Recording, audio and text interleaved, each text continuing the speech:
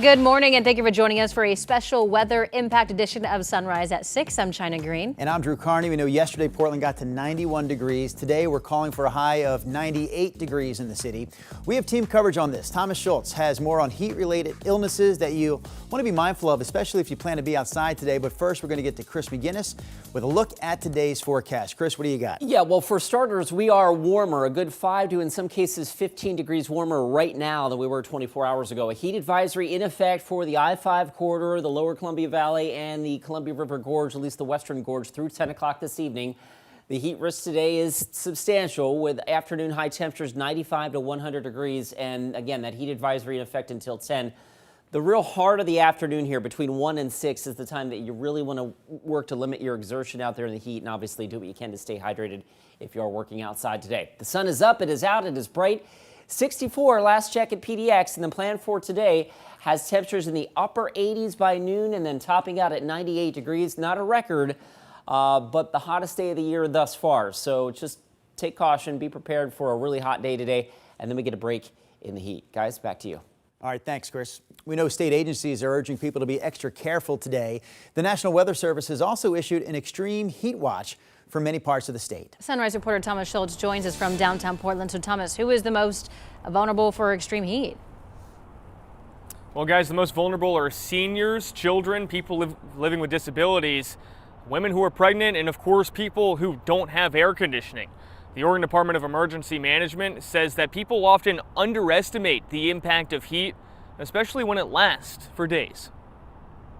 You get above 90 to 95 degrees, and especially as you hit into that 100-degree mark, it becomes very dangerous very quickly. Even right now, as it's starting to warm up, we would really be encouraging individuals to be taking action to find places to cool off.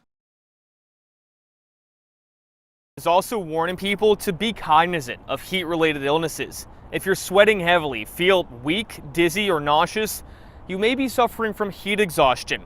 If so, move to a cool place and drink plenty of water. If you become confused, lose consciousness, and have a high body temperature, that's a sign of heat stroke. If that happens, call 911 immediately. Now, coming up in the next half hour, I'm going to tell you a little bit more about some counties in our area that have open cooling centers with this high heat we're going to see here in the area today. I'll also give you some more details about some misting stations, some splash pads that other counties have, and where you can find those around our area. Drew, China. Thank you, Thomas. Oh, I am so excited for Portland to have a team and have another go at this, because I know it is going to be great. Yesterday on Sunrise, we had the big headline, right? Portland's new WNBA team is officially named the Portland Fire. KGW's Catherine Cook went to the team's launch party yesterday and talked to excited fans about the Fire's return to the city. Outside Moda Center, fans put up with the heat to embrace the Portland Fire. Portland! Portland! Portland! Portland's new WNBA franchise made it official Tuesday, revealing their team name and logo. See what they did there with the rose and the flames? I really like it. The Fire is the same team name Portland went with 25 years ago during its first and short-lived run in the league. That's a bummer for some folks. They kind of just were lazy about the name, if I'm honest. I thought it was an opportunity to be really fun, and that's fine. I know he has opinions on it, but I like it. I really like the logo. I think it's really cool. Were there other options? Sure. I would have done Portland Swifts, but I think I'm going to embrace it. Speaking of embracing it. Yeah, 2002. Erin Sloan wasted no time dusting off her throwback merch. She's waited 25 years for the Fire's return. It's like the Portland Fire. I was in like 5th and 6th grade when I went to all the games. I'm so excited. I was like bawling in my car when I found out that we were getting a team back. We're going to bring the city a championship ring. That much I do know. As fans warm up to the Fire's name, I kind of like it, but I don't know how I feel about it yet. The littlest embers can't wait. I like that they're women and I'm a woman. To see them in action. Catherine Cook, KGW News. Your time now is 6:04. We are keeping a close eye on the Cram Fire burning northeast of Madras. It's grown to more than 40,000 acres and is still 0% contained this morning. This right here is a time lapse from the fire from last night. Oregon Governor Tina Kotek has greenlit more resources to help fight the fire as task forces from outside Jefferson and Wasco counties are on the way.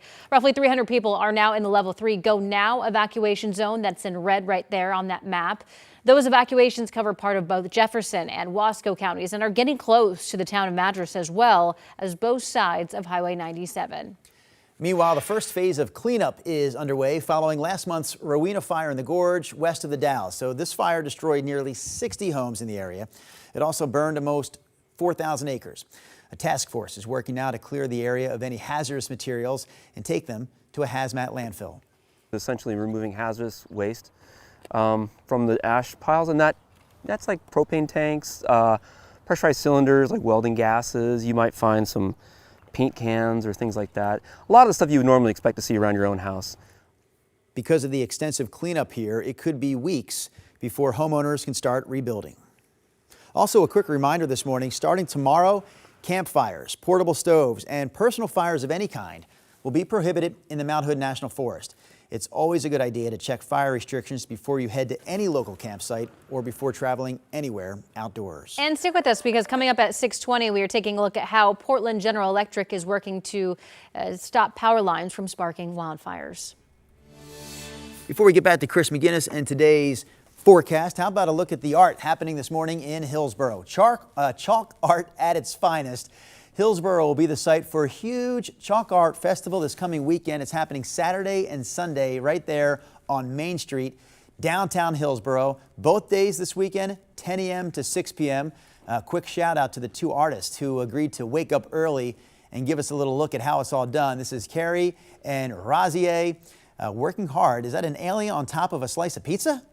Of course it is. That makes perfect sense, right? Just surfing. So good, it's from out of this world. That pizza will cook on that sidewalk here. Yes, it will. This afternoon, Chris McGinnis. Yes, it will, which, you know, if you ever walk out in the hot summer sun barefoot, you know. Yeah, so don't do that. And obviously a reminder to be, mindful of your pets and whatnot, walking them out in the hot weather. So that is the forecast today. The heat is the main story. And I wanted to show you this, which is the change in temperature from yesterday. And the orange colors here correlate with a significant warm up from 24 hours ago. It's 8 degrees warmer at PDX. It's 15 degrees warmer right now than it was at the Aurora Airport yesterday at this time. And so we've got that springboard set here for a warmer day. Yesterday was 91. You do the math, 8 degrees warmer puts us at 99. Is that possible?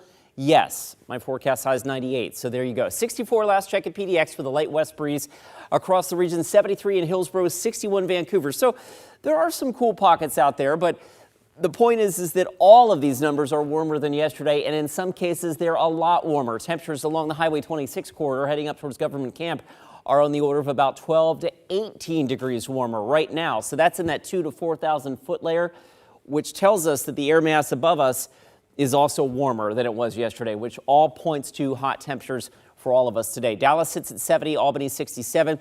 Heat advisory in effect for all of the areas shaded in orange here until 10 o'clock. So basically the I-5 corridor all the way up to Seattle and south to Eugene, extending through the Willamette Valley, the portions of the foothills, and out through the Columbia River Gorge as well. So the heat risk today, high temperatures again, our forecast between 95 and 100 degrees across most of our forecast area. And what you really need to do again is limit your exertion during the heat of the day between about 1 and 6. And if you are out there working, especially take frequent breaks, stay hydrated, and just monitor yourself for any signs of heat stress. All right, Futurecast has temperatures, again, in the upper 90s today, mid-90s in the Columbia River Gorge, and upper 80s to about 90 east of the Cascades. The coast will stay in the upper 60s to low 70s, so obviously it'll be a nice, comfortable day there. Cooler weather sets in for most of us as we go into the day tomorrow. So one real hot day left in our little heat streak, or our little heat wave, if you will, here. And then I think we dial it back. And I've got tomorrow, it's sunny, but there are indications that we will actually start with the morning cloud deck. And the more those clouds linger, the more energy they take out of the sun's ability to warm us. All of that said, tomorrow will be cooler. Friday a smidge cooler as well. And by the time we get into the weekend, we're looking good with temperatures in the 80s, much more comfortable, overnight lows in the 50s, and that'll be awesome. All right, let's get you out the door with a look at the drive right now. We'll zoom in to the I-5-205 interchange in Tualatin. There's your northbound I-5 commute. That is zipping right along. No problems on that side of town. Over to the Sylvan Hill Highway 26. that too in pretty good shape. And as we check out the rest of the freeway system here, door number 4 takes us back to Hillsboro and the chalk art. That's pretty cool. All right, the drive times right now are all in green right now, a 9-minute commute to get you south on I-5 from Main Street to the Fremont Bridge.